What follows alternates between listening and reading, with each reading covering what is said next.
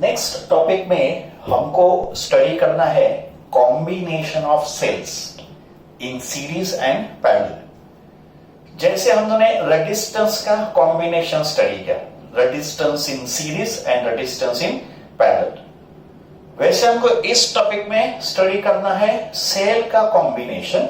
Cells can be connected in series and cells can be connected in parallel. तो case 1 होगा sales connected in series, और उसमें हमारा पहला पॉइंट होगा two cell in series. Two cell का जो सीरीज कनेक्शन होगा उसमें भी दो सब केसेस होंगे, एक होगा right grouping of cells and दूसरा होगा रॉन्ग ग्रुपिंग ऑफ सेल्स या रॉन्ग कनेक्शन ऑफ सेल्स। तो पहले हम लोग स्टडी कर रहे हैं सेल्स का सीरीज कॉम्बिनेशन, उसमें हम लोग स्टडी कर रहे हैं two cells connected in series with right grouping of cells. तो देखो डायग्राम में दो सेल को सीरीज में कनेक्ट किया है।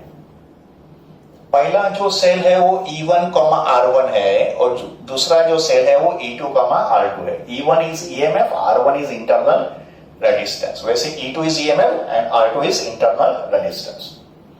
Let us call this point as A, B and C.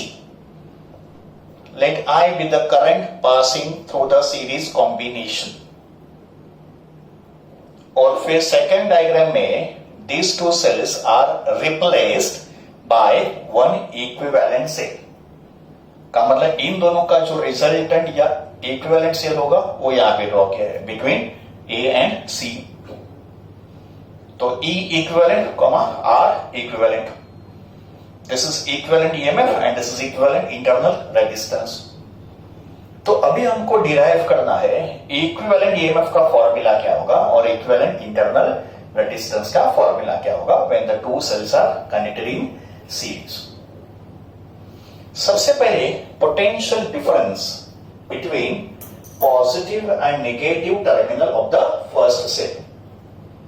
तो ये जो फर्स्ट सेल है उसके पॉजिटिव एंड नेगेटिव टर्मिनल के बीच में पोटेंशियल डिफरेंस कितना हो। Now both the cells are in a discharging condition. Discharging condition का मतलब current is flowing from positive से negative, that is discharging of the cell. And we know that when a cell is in a discharging condition E equals to V plus IR। And अगर E होता है V plus IR तो V का formula होगा E minus IR। We have seen this formula in the earlier video. तो दोनों cell अगर discharging mode में है तो दोनों सेल के लिए ये फॉर्मूला एप्लीकेबल होगा E equals to V plus IR और we can see V equals to E minus IR। तो पहले सेल के लिए पोटेंशियल डिफरेंस होगा अक्रॉस A एंड B, तो इसको मिलेगा VAB। तो VAB का मतलब potential difference between A and B, and that is VA minus VB. VA होगा पोटेंशियल एट पॉइंट A और VB होगा पोटेंशियल एट पॉइंट B, और ये कितना होगा E1 minus IR1 as per this formula. Similarly, potential difference across positive and negative terminal of second cell. तो second cell के लिए VBC होगा because second cell is across B and C, and that is VB minus VC, potential at point B minus potential at point C. और वो कितना होगा E2 minus IR2। दोनों cell के मैंने ये फॉर्मूला अप्लाई किया। फिर हम लोग फाइंड करेंगे टोटल पोटेंशियल डिफरेंस कितना होगा A और C के बीच में। तो A और C के बीच का टोटल पोटेंशियल डिफरेंस को मैंने क्या कॉल किया VAC। तो यहां पे VAC का मतलब potential difference between A and C। उसका फॉर्मूला क्या होगा VA minus VC, potential at A minus potential at C। अभी इसको लिखा जा सकता है VA minus VB plus VB minus VC के फॉर्म में, है ना। इसको आप सॉल्व करोगे तो आपको वापस VA माइनस VC मिलेगा, और फिर VA माइनस VB का फॉर्मूला और VB माइनस VC का फॉर्मूला यहाँ पे सब्स्टिट्यूट करेंगे। तो what is VA minus VB? VA minus VB कितना है E1 minus IR1, and what is VB minus VC? It is E2 minus IR2। तो ये वैल्यूज मैंने यहाँ पे सब्स्टिट्यूट कर दिए। फिर E1 प्लस E2 एक साथ लिख दिया, माइनस I इन दोनों में से कॉमन लिया, ब्रैकेट में R1 प्लस R2 बच गया। Now this I can write as E equivalent और इस ब्रैकेट को लिखा आर इक्विवेलेंट। इसका मतलब ए और सी के बीच में अगर एक ही सेल होता जिसका ईएमएफ होता ई इक्विवेलेंट और जिसका रेजिस्टेंस होता आर इक्विवेलेंट, तो फिर VAC का फॉर्मूला लिखा जा सकता था E equivalent minus R I into R equivalent. तो ये जो फॉर्मूला होगा दिस इज फॉर रिजल्टेंट या इक्विवेलेंट सेल। इसका मतलब जब भी दो सेल सीरीज में कनेक्टेड होंगे with negative of one cell connected to the positive of another cell, एक सेल का नेगेटिव दूसरे सेल के पॉजिटिव के साथ कनेक्ट हुआ है, तो under this condition equivalent EMF का फॉर्मूला होगा E1 plus E2 and equivalent internal resistance का फॉर्मूला होगा R1 plus R2। This is the formula for equivalent EMF and equivalent internal resistance for two cell connected in series with right grouping। अभी इसके बाद हम लोग देखेंगे n sales अगर series में होंगे तो अगर n सेल का सीरीज कनेक्शन होगा, ये फॉर्मूला किसके लिए लिया? दो सेल के लिए। तो अगर n सेल का सीरीज कनेक्शन होगा तो यही फॉर्मूला आप n सेल के लिए लिखो। तो for n number of cell equivalent EMF का फॉर्मूला होगा E1 plus E2 up to En। Will write this for n number of cells and equivalent internal resistance होगा R1 plus R2 up to Rn। ये दो cell के लिए था, ये हो गया n नंबर ऑफ सेल्स। तो ये हो गया first combination, two cells connected in series with right grouping. इसके बाद होगा two cells connected in series but wrong grouping. ये हम लोग दूसरा केस डिस्कस करेंगे अभी। सीरीज कॉम्बिनेशन में केस बी देखो। केस बी क्या होगा? Two cell in series but wrong grouping of cell. तो केस ए में क्या था? राइट ग्रुपिंग का। तो भी केस बी क्या होगा? रॉन्ग ग्रुपिंग होगा। रॉन्ग ग्रुपिंग का मतलब एक सेल का निगेटिव टर्मिनल दूसरे सेल के निगेटिव टर्मिनल से ज्वाइन करेंगे। And what is right grouping of cell? Negative terminal of one cell connected to the positive terminal of another cell. That is right grouping. And wrong grouping क्या होगा? एक cell का negative दूसरे cell के negative terminal के साथ join करेंगे, तो ये होगा रॉन्ग ग्रुपिंग ऑफ सेल्स। तो इसमें इक्विवेलेंट ईएमएफ और इक्विवेलेंट रेजिस्टेंस का फॉर्मूला क्या होगा? तो देखो जो राइट ग्रुपिंग इक्वेशंस थे ऑलमोस्ट वही इक्वेशंस यहां पे बनेंगे, और जो चेंज होगा वो मैंने यहां पे डिनोट किया है। इसका मतलब यहां पे VB माइनस VC जो होगा वो माइनस E2 माइनस IR2 होगा। राइट ग्रुपिंग में यहां पे था E2 माइनस IR2, तो यहां पे रॉन्ग ग्रुपिंग क्या होगा? Minus of E2 minus of IR2। सिर्फ ये चेंज हुआ है, बाकी सेम टू सेम। तो ये पार्ट भी सेम होगा, सिर्फ अभी VB माइनस VC को इस फॉर्मूला से रिप्लेस किया जाएगा। तो VB माइनस VC को क्या लिखेंगे? Minus E2 minus of IR2। तो जो मेथड राइट ग्रुप में था वही मेथड रॉन्ग ग्रुप में होगा, सिर्फ यहां पे E2 जो है ना वो निगेटिव हो जाएगा, बाकी तो सब सेम मिलेगा। तो फिर ये जो होगा ये हो जाएगा E1 माइनस E2, और ये तो सेम ही रहेगा, माइनस है कॉमन निकल के। इसका मतलब जब भी दो सेल का सीरीज कनेक्शन में रॉन्ग ग्रुपिंग होगा, रॉन्ग ग्रुपिंग का मतलब negative of one cell connected negative of the another cell, तो इक्विवेलेंट ईएमएफ होगा E1 माइनस E2। अगर E2 ग्रेटर होगा तो यहां पे लिखा जाएगा E2 माइनस E1, अगर E1 ग्रेटर होगा तो E1 माइनस E2, अगर E2 ग्रेटर होगा तो E2 minus E1, and equivalent resistance होगा R1 प्लस R2। इसका मतलब रॉन्ग ग्रुपिंग में ईएमएफ का सब्ट्रैक्शन होगा, पर रेजिस्टेंस का हमेशा एडिशन ही होता है। तो सेल का राइट ग्रुपिंग हो या रॉन्ग ग्रुपिंग हो, resistances are always added. Right grouping में ईएमएफ का एडिशन होगा और रॉन्ग ग्रुपिंग में ईएमएफ का सब्ट्रैक्शन होगा।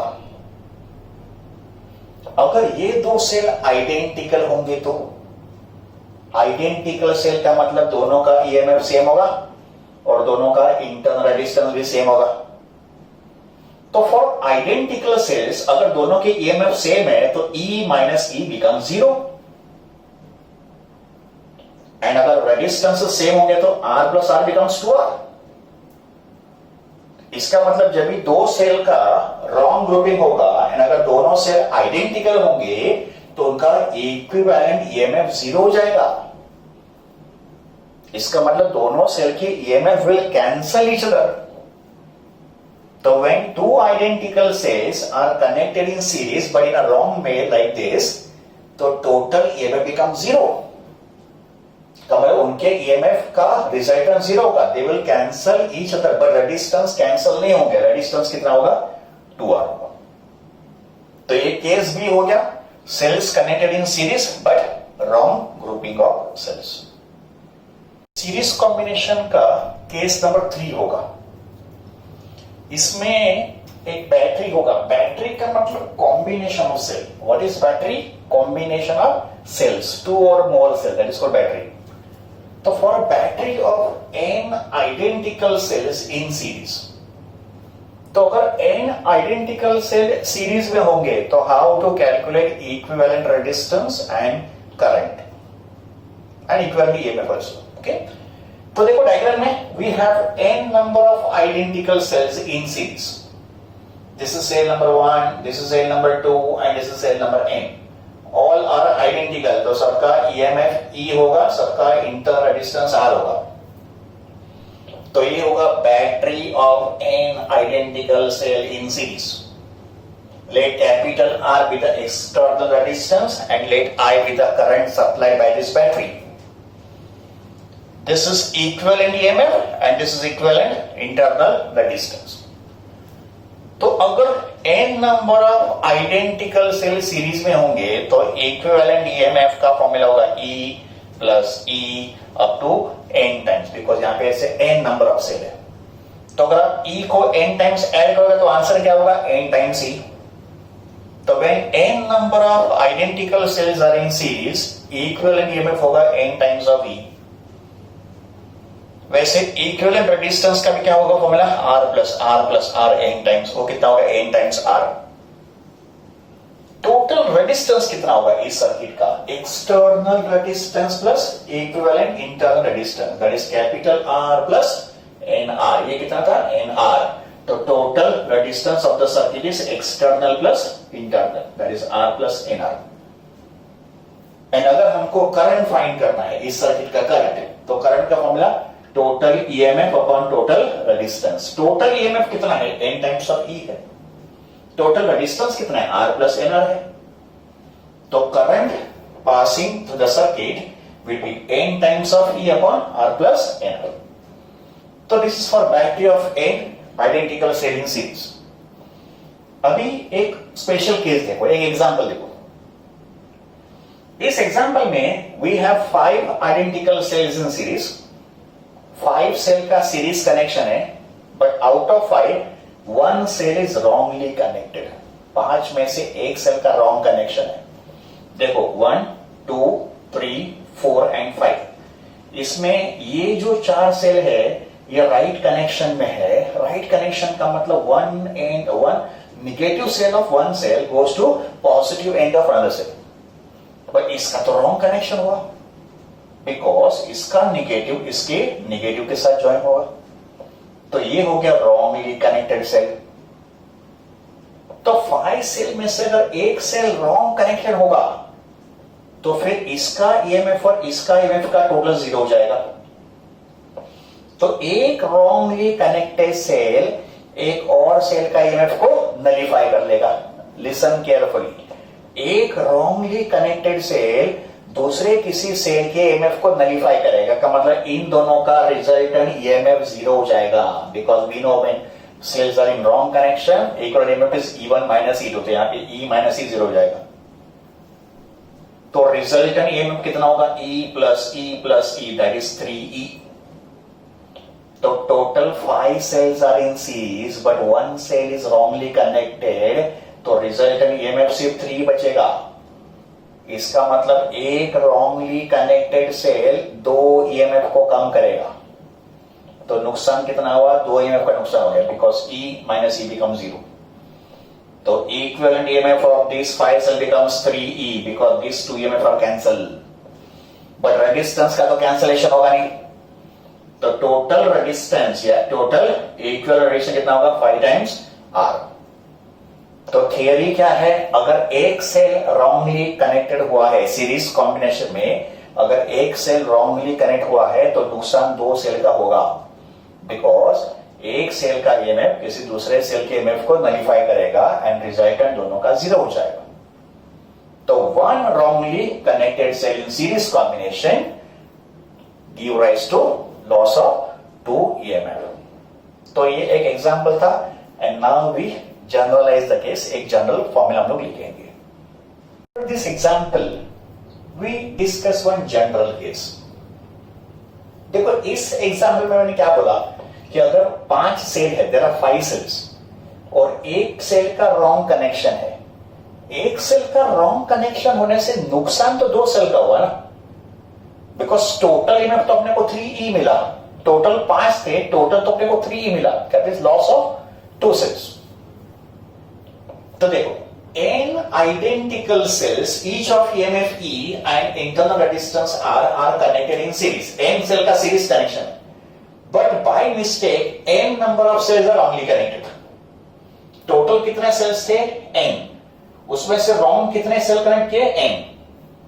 मैंने बोला एक सेल का रॉन्ग कनेक्शन नुकसान 2 का, m सेल का रॉन्ग कनेक्शन नुकसान कितना 2m का, because 1 cell wrongly connected loss of 2 cells, यहां पे m cells are wrongly connected loss of 2m sales.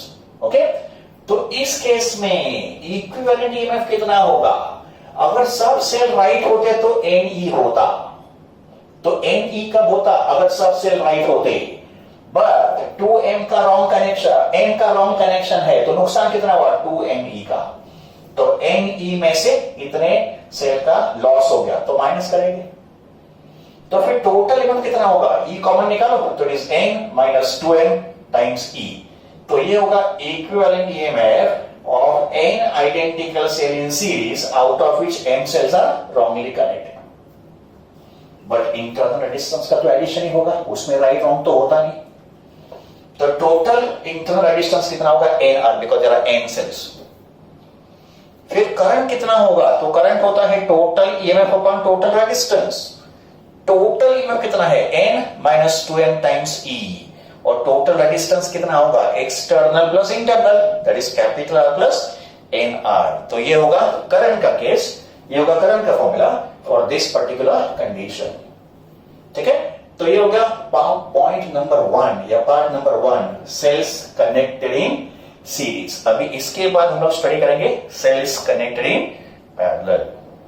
In series को स्टडी करने के बाद अभी हमको स्टडी करते हैं सेल्स इन पैरेलल। सेल का पैरेलल कॉम्बिनेशन में इक्विवेलेंट ईएमएफ और इक्विवेलेंट इंटरनल रेजिस्टेंस का फॉर्मूला हमको डिराइव करना है। अभी सेल्स इन पैरेलल में भी 2 केस होंगे, right grouping of cells and wrong grouping of cells. तो इसमें अपना सब केस नंबर A होगा 2 सेल्स इन पैरेलल, बट यहां पे होगा राइट ग्रुपिंग ऑफ सेल्स।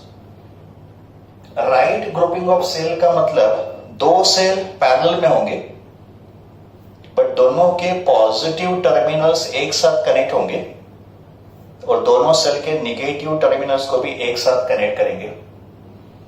तो when positive terminal of both the cells are joined together and negative terminals are also joined together, that is called right grouping of cell. Positive goes to positive, negative goes to negative. तो first cell E1, R1, second cell E2, R2। E1 और E2 उनके EMF है, R1 and R2 उसके internal resistances है। They are in parallel, okay, across point A and C. Let I1 be the current passing through cell E1 and let I2 be the current passing through cell E2. तो I1 और I2 मिला के total current I होगा, का मतलब ये जो combination है, जिस सर्किट में हम लोग कनेक्ट करेंगे वहां पे करंट I फ्लो करेगा। सर्किट इनकम्प्लीट है, यहां पे मैंने सिर्फ 2 सेल को शो किया है, बट ये जो सर्किट होगा ये किसी और सर्किट के साथ ज्वाइन होगा, तभी सर्किट पूरा होगा। Okay, so let I be the current passing through the entire circuit. फिर जो सेकेंड डायग्राम है उसमें मैंने क्या किया, दोनों सेल का एक रिजल्टेंट ईएमएफ ड्रॉ किया। बिटवीन ए एंड सी। सो ये होगा इक्विवेलेंट सेल, इन दोनों का इक्विवेलेंट। तो ये होगा इक्विवेलेंट ईएमएफ और ये होगा इक्विवेलेंट इंटरनल रेजिस्टेंस। ओके, तो हमको फॉर्मूला डिराइव करना है इसका, इक्विवेलेंट ईएमएफ का और इक्विवेलेंट इंटरनल रेजिस्टेंस का। तो we start with the derivation. Now सबसे पहले हम लोग लिख सकते हैं I is equal to I1 plus I2, because I1 और I2 मिला के टोटल करंट I बनेगा। तो we can say total current I is equal to I1 plus I2 and then we apply cell equation for first cell and second cell. दोनों cell देखो discharging state में है, because दोनों cell current को supply कर रहे हैं।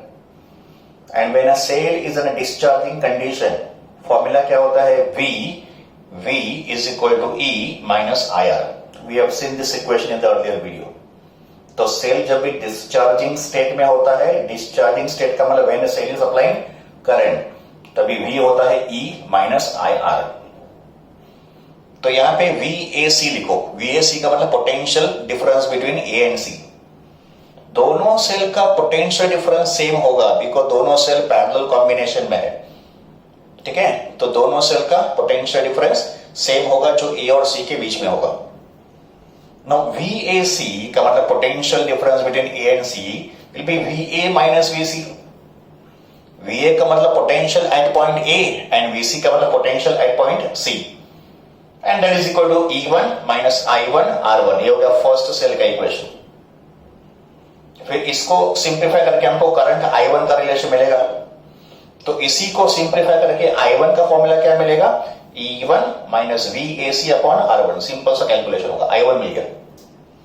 तो भी हमको I1 मिल गया, अभी दूसरे सेल का I2 फाइंड करना है सिमिलर मेथड से।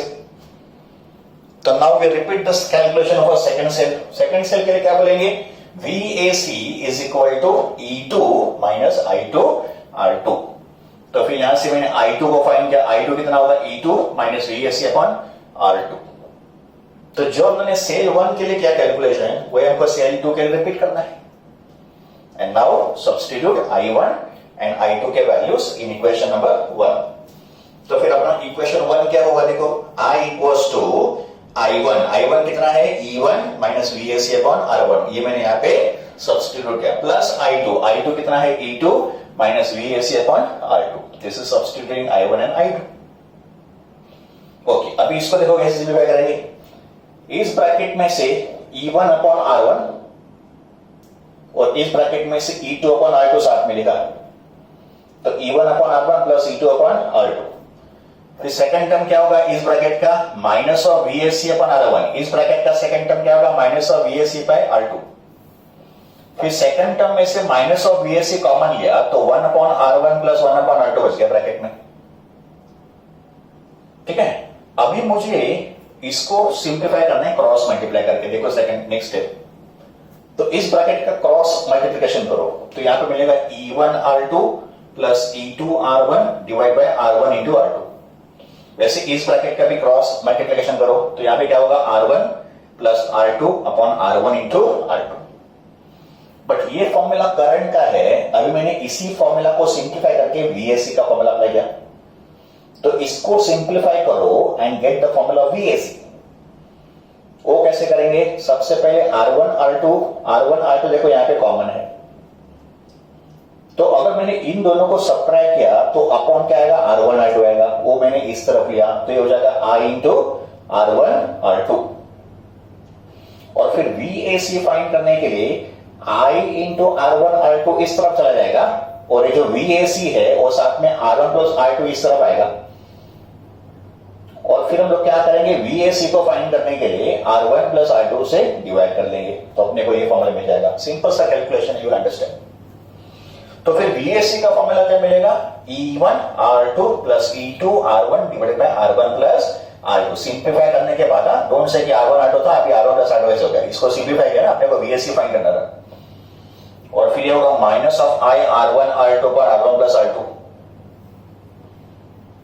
अभी ये जो इक्विवेलेंट सेल है, इसका हम लोग क्या लिख सकते हैं फॉर्मूला, तो इक्विवेलेंट सेल के लिए VAC is equal to E equivalent minus of I into R equivalent. ये हो गया इक्विवेलेंट सेल का फॉर्मूला। अभी हमको इन दो इक्वेशन को कंपेयर करना है, तो कंपेयर LHS, दोनों का LHS सेम है तो दोनों का RHS भी सेम होना चाहिए। तो if I equate equation 2 and equation 3 मुझे मिलेगा इक्विवेलेंट EMF का फॉर्मूला और मुझे ऑल्सो मिलेगा इक्विवेलेंट इंटरनल रेजिस्टेंस का फॉर्मूला। तो equivalent EMF of two cells in parallel is given by E1 R2 plus E2 R1 upon R1 plus R2। तो ये होगा formula for equivalent EMF of two cells in parallel. इसी formula को हम लोग इस तरह से भी लिख सकते हैं। तो इसी फॉर्मूला को लिखने का एक दूसरा तरीका होगा, E1 upon R1 plus E2 upon R2 divide by 1 upon R1 plus 1 upon R2। आप चाहे तो ये फॉर्मूला याद कर लो या तो फिर ये फॉर्मूला याद करो। तो ये होगा इक्विवेलेंट EMF का formula when two cells are connected in parallel. अभी इंटरनल रेजिस्टेंस का देखो फॉर्मूला क्या होगा। इंटरनल रेजिस्टेंस का फॉर्मूला जो है वो यहां पे मिला देखो हमको। तो comparing this to equivalent internal resistance that is R equivalent का फॉर्मूला क्या होगा, R1 R2 divided by R1 plus R2। तो ये होगा formula for equivalent internal resistance. तो this is equivalent EMF and this is equivalent internal resistance for two cells connected in parallel with the right grouping of cells. Combination में case number B होगा two cell का parallel connection but wrong grouping of cells. ये जो मैंने calculation किया था it is for two cell in parallel but with right grouping. अभी आप ये डायग्राम देखो, इसमें दो सेल पैरेलल है बट इनका रॉन्ग ग्रुपिंग क्या है। रॉन्ग ग्रुपिंग का मतलब क्या, तो positive terminal of one cell is connected with negative terminal of another cell. तो एक सेल का पॉजिटिव दूसरे सेल के नेगेटिव के साथ कनेक्ट किया है और इसका नेगेटिव इसके पॉजिटिव के साथ कनेक्ट किया, इसको बोलेंगे रॉन्ग ग्रुपिंग ऑफ सेल्स। और राइट ग्रुपिंग क्या था, पॉजिटिव के साथ पॉजिटिव, नेगेटिव के साथ नेगेटिव। तो अगर सेल का रॉन्ग ग्रुपिंग होगा तो इक्विवेलेंट EMF का फॉर्मूला होगा E1 R2 minus E2 R1 upon R1 plus R2। और इन दो सेल का इक्विवेलेंट इंटरनल रेजिस्टेंस होगा R1 R2 upon R1 plus R2। तो this is equivalent EMF and equivalent internal resistance for wrong grouping and this was equivalent EMF when the two cells are in parallel but with right grouping। तो आप ये formula compare करो, ये right grouping के लिए है और ये रॉन्ग ग्रुपिंग के लिए है। फॉर्मूला ऑलमोस्ट सेम है, सिर्फ यहाँ पे प्लस है तो यहाँ पे माइनस है, बस वही डिफरेंस है। वैसे ये फॉर्मूला भी इसके लिए लिखा जा सकता है, सिर्फ यहाँ पे आपको क्या करना है, प्लस की जगह पे माइनस लिखना होगा। सिर्फ ऊपर माइनस होगा, ये तो प्लस ही रहेगा, ऊपर जो है ना प्लस ये माइनस होगा, but this will remain plus. तो ये होगा equivalent EMF and equivalent internal resistance when two cells are in parallel but with wrong grouping. Parallel combination of cell का ये केस नंबर C होगा। इसमें एक बैटरी होगा इन आइडेंटिकल सेल्स का which are in parallel. Battery का मतलब combination of cell, दो या उससे ज्यादा सेल अगर हम लोग साथ में कनेक्ट करेंगे दैट इज कॉल्ड बैटरी। तो यहां पे n आइडेंटिकल सेल का बैटरी है and all cells are in parallel. Identical cell का मतलब सब सेल का EMF सेम होगा और सब सेल का इंटरनल रेजिस्टेंस भी सेम होगा। तो यहां पे n number of identical cells are connected in parallel. This is first cell, ये सेकंड सेल है, उसके बाद third, fourth, fifth up to ये होगा nth सेल। एंड सब सेल आइडेंटिकल है तो सबका EMF E है, सबका इंटरनल रेजिस्टेंस भी R है। और ये हो गया सेल का parallel connection and this parallel connection is connected across external resistance capital R।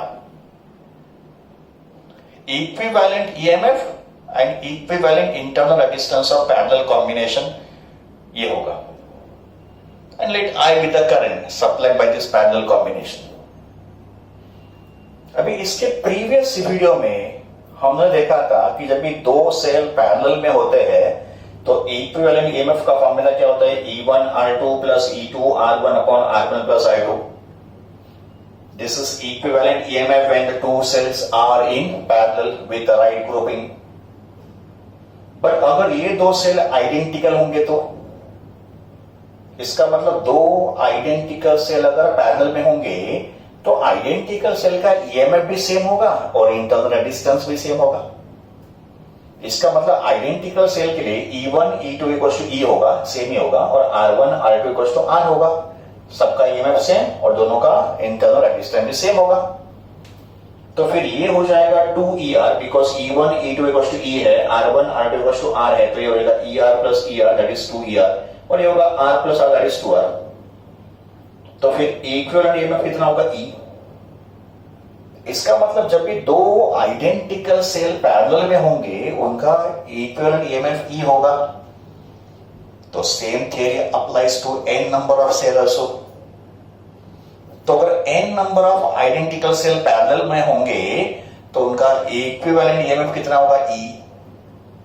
E का मतलब जितना ईएमएफ एक सेल का होगा उतना ही रिजल्टेंट होगा. ट्राई टू अंडरस्टैंड, इस बात को ठीक से समझो. जब भी n number of identical cell parallel में होंगे इक्विवेलेंट ईएमएफ कितना होगा, E का मतलब सेम एज इंडिविजुअल सेल. जितना ईएमएफ एक सेल का होगा उतना ही रिजल्टेंट ईएमएफ भी होगा.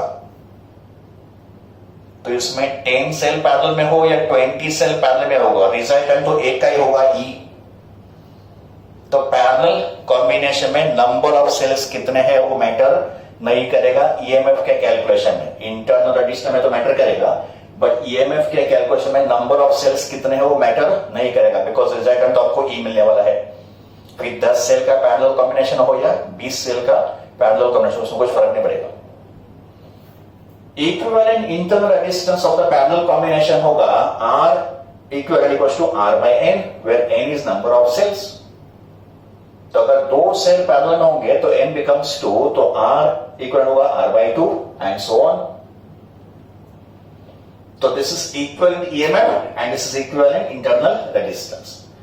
अगर मुझे current passing through the circuit find करना है का मतलब ये पैरेलल कॉम्बिनेशन कितना करंट सप्लाई कर रहा है, तो करंट का फॉर्मूला होता है net EMF upon total resistance. तो करंट का फॉर्मूला क्या होगा, total EMF upon total resistance. Total resistance होगा external plus internal. E equivalent कितना था, E था, ये मैंने सब्स्टिट्यूट कर दिया, और R equivalent is R by N, तो ये होगा current supplied by the parallel combination of cells. तो this was case C of cells connected in parallel. का मतलब अपना जो सेकंड केस था सेल्स का पैरेलल कॉम्बिनेशन, ये भी यहां पे खत्म हो गया. कॉम्बिनेशन ऑफ सेल का ये लास्ट पार्ट होगा and that is mixed grouping of cells. देखो केस 1 में हमने स्टडी किया था सेल्स का सीरीज कॉम्बिनेशन. फिर केस 2 में हमने स्टडी किया था सेल का पैरेलल कॉम्बिनेशन. ये केस नंबर 3 होगा, यहां पे मिक्स्ड ग्रुपिंग ऑफ सेल होगा. मिक्स्ड ग्रुपिंग ऑफ सेल का मतलब सीरीज कॉम्बिनेशन भी होगा और साथ में पैरेलल कॉम्बिनेशन भी होगा. That is the meaning of mixed grouping of cell. Some cells are in series and some are in parallel. Now यहां पे हम लोग आइडेंटिकल सेल्स कंसीडर कर रहे हैं. तो all are identical cells, each of EMF E and each of internal resistance R. E, R होगा एक सेल. तो यहां देखो ये n नंबर ऑफ सेल्स है, सेल 1, सेल 2, सेल 3, वैसे सेल नंबर n. तो ये n सेल्स होगा, ये इसका एक रो हो गया, दिस इज फर्स्ट रो. वैसे सेकंड रो में भी n नंबर ऑफ सेल्स होंगे एंड ऑल आर आइडेंटिकल. तो each row contains n number of identical cell in series. Row number 2, फिर रो नंबर 3, फिर रो नंबर 4, वैसे रो नंबर m. का मतलब यहां पे n सेल के कितने रोज है? m रोज है। एक रो में कितने सेल होंगे? n, और ऐसे कितने रोज होंगे? m। फिर ये कॉम्बिनेशन एक्सटर्नल रेजिस्टेंस R को करंट सप्लाई कर रहा है। सबसे पहला, अच्छा इसको बोलेंगे मिक्स्ड ग्रुपिंग है ना, यहां पे सीरीज भी है और पैरेलल भी है। ओके, सबसे पहले टोटल नंबर ऑफ सेल्स कितने होंगे? तो एक रो में n सेल्स है, ऐसे m नंबर ऑफ रोज होंगे, तो टोटल नंबर ऑफ सेल्स होंगे n इंटू m। तो this is total number of cells n into m। यहां पे n number of cells in one row होंगे और m क्या होगा? Number of rows. फिर net EMF in each row. अच्छा, एक रो में कितने सेल है? n। एक सेल का ईएमएफ कितना है? E। तो n सेल अगर सीरीज में होंगे तो कितना होगा? ne। तो net EMF in each row of n cell in series will be n times of e। यहां पे n होंगे नंबर ऑफ सेल्स और e होगा ईएमएफ फॉर वन सेल।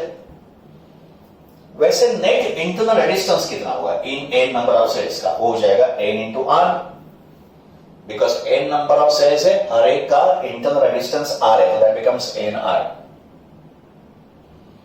इसके बाद net EMF of m rows of cell in parallel. एक row का total EMF था ne, तो ये ne हो गया, ये भी ne हो गया, ये भी ne हो गया। So we have ne, ne, ne और ne, ऐसे m number of cells in parallel होंगे। बट हमको मालूम है जब ये आइडेंटिकल सेल पैरेलल होते हैं, इक्वल ईएमएफ तो एक सेल का होता है, ये हमने प्रीवियस केस में देखा था। तो यहां पे एक रो में ne ईएमएफ है, ऐसे n नंबर ऑफ रोज है, बट पैरेलल कॉम्बिनेशन में रोज तो मैटर करेगा ही नहीं, बिकॉज जितना एक का होगा ईएमएफ उतना ही रिजल्टेंट होगा। तो इक्विवेलेंट ईएमएफ कितना होगा? ne होगा। तो इस पूरे कॉम्बिनेशन का इक्विवेलेंट ईएमएफ कितना होगा? ne होगा। फिर इंटरनल रेजिस्टेंस कितना होगा? इक्विवेलेंट। अच्छा, अभी एक रो में कितना है रेजिस्टेंस? nr। ऐसे कितने हैं resistances? m, and all are in parallel. तो कितना होगा equivalent? It is nr upon m। nr is resistance in one row, ऐसे कितने रोज है? m, and all are in parallel, इसके लिए nr बाय m हो गया। और फिर हम लोग फाइंड करेंगे current supplied by this combination या current passing to the external resistance r। तो करंट का फॉर्मूला होता है total EMF upon total resistance. Total EMF कितना है? ne।